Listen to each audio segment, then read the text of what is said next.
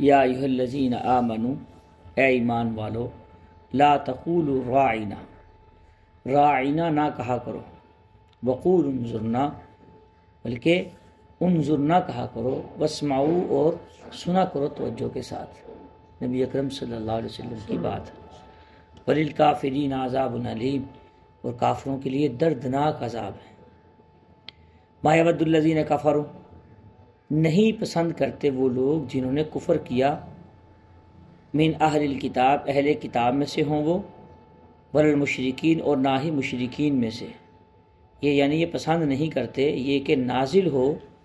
تم پر کوئی بلائی کی بات تمہارے رب کی طرف سے،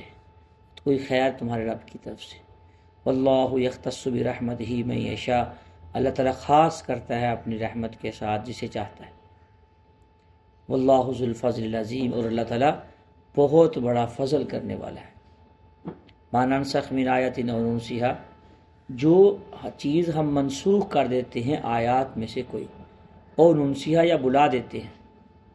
نأتی بخیر منہا، لاتے ہیں ہم اس کے بدلے کوئی بلائی کی بات اس سے بہتر، او مثلھا، یا اس جیسی۔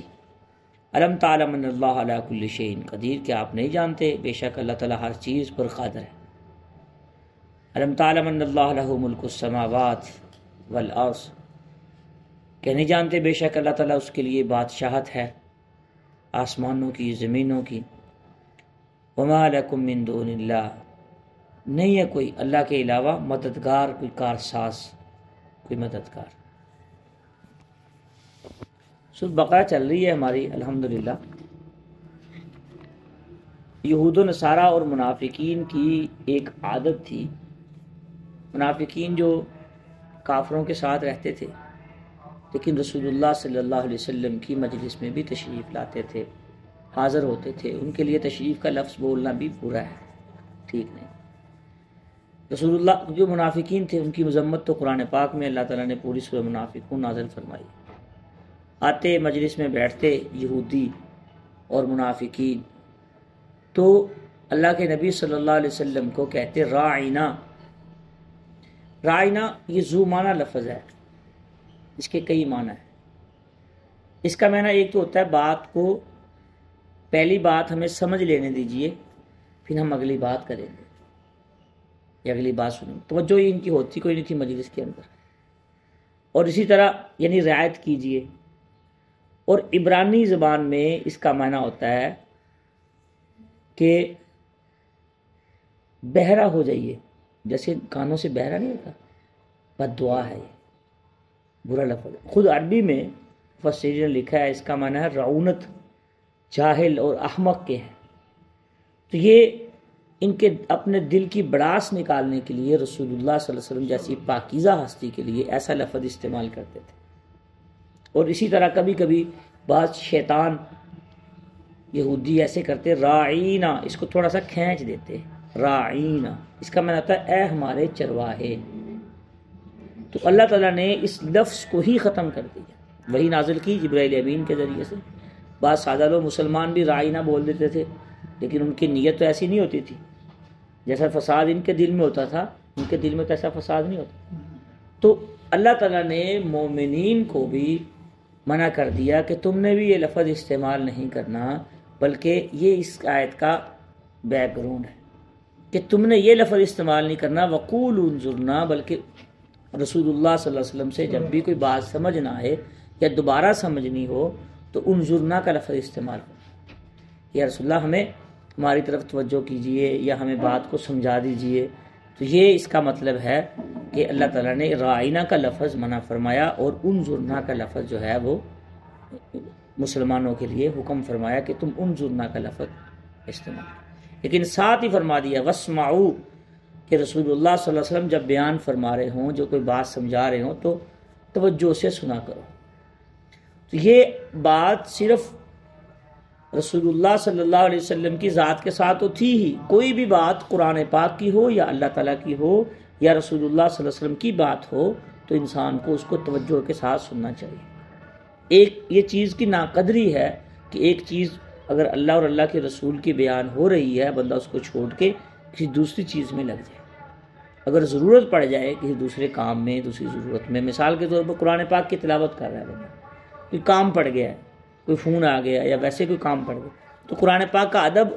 اور مقام یہ ہے کہ اس قرآن پاک کو بند کر دیا جائے، پھر اس کے بعد اپنی بات مکمل کر کے اس کو عزت دی جائے، مقام دیا جائے، پھر دوبارہ کھول کے اعوذ باللہ من الشیطان الرجیم پڑھ کے کہ درمیان میں شیطان آ گیا یا دنیا کا کام آ گیا، چاہے کوئی اچھا کام ہو یا برا کام، کوئی بھی کام ہو، تو اس سے میرا لنک کٹ گیا،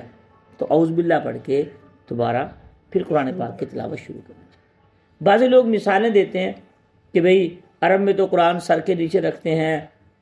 ان کی اپنی زبان ہے، یا عرب میں ایسے اٹھا کے پکڑتے ہیں، ایک ہاتھ میں جوتا پکڑا ہوتا ہے دوسرے ہاتھ میں قرآن، یا ایک ہی ہاتھ میں جوتا پکڑا ہوتا ہے ایک ہی ہاتھ میں قرآن۔ دیکھیں عرب کا یہ عمل اگر کوئی کرتا ہے، عمومی نہیں ہے،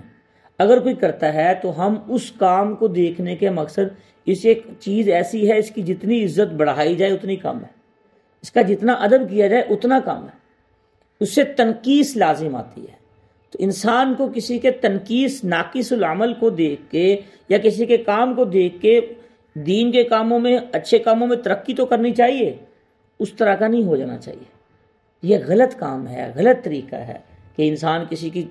طرز عمل کو دیکھ کے یا کسی کی بے ادبی کو دیکھ کے انسان خود بھی بے ادب ہو جائے۔ اسی طرح ایک اور چیز بھی اس کے ساتھ